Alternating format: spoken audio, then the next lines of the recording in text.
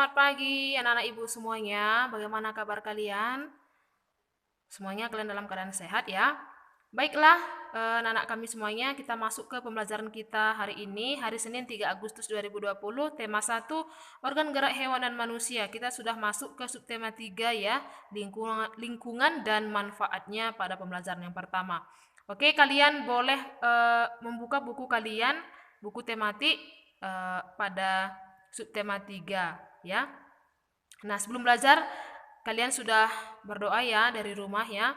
Oke, kita masuk ke slide yang pertama ya. Kita ada sebuah teks yang berjudul Gerabah dari Pulau Madura. Nah, di buku kalian juga ada sebuah teks yang berjudul Gerabah dari Pulau Madura. Boleh kalian langsung baca bukunya atau dari slide kita ini juga boleh. Nah, oke, Ibu bacakan paragraf yang pertama ya. Salah satu warisan karya budaya yang sangat tua, luas persebarannya dan mampu bertahan hingga sekarang adalah gerabah. Nah, gerabah yakni barang pecah belah dari tanah bakar yang dibuat secara tradisional. Gerabah juga dikenal dengan sebutan tembikar. Gerabah konon sudah dibuat manusia sejak mereka hidup menetap dan mulai bercocok tanam beberapa ribu tahun sebelum tahun Masehi. Dan kini masih kita dapatkan di seluruh pelosok Nusantara, tidak terkecuali di Pulau Madura. Oke, anak-anak kami boleh membaca paragraf yang kedua dan selanjutnya ya. Kita masuk ke slide berikutnya.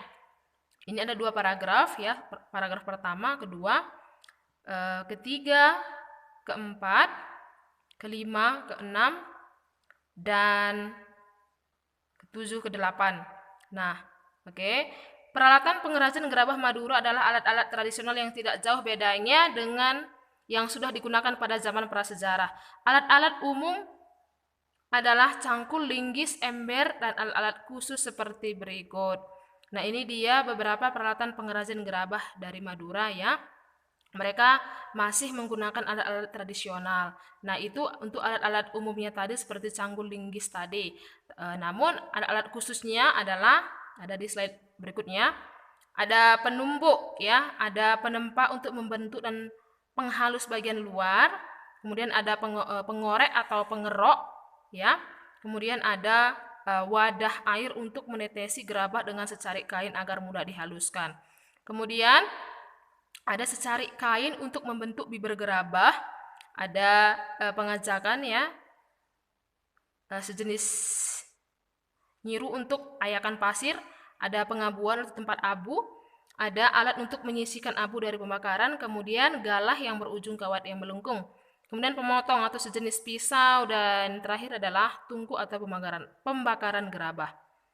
Oke, di sini ada sebuah gambar ya, proses pembuatan gerabah. Nah, ini dari tanah liat ya, kemudian dibentuk seperti ini ya, dan hasil akhirnya seperti ini nanti jadinya. Nah, untuk gambar yang lain ya, atau anak kami ingin melihat gambar yang lain dari gerabah yang sudah jadi ini, boleh anak-anak kami lihat dari internet ya.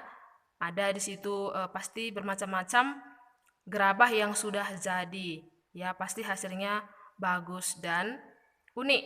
Nah, itu dia pembelajaran kita pada hari ini ya. Ibu berharap kalian semuanya dapat memahami materi kita pada hari ini. Semangat belajar ya anak-anak. Terima kasih, Tuhan Yesus memberkati.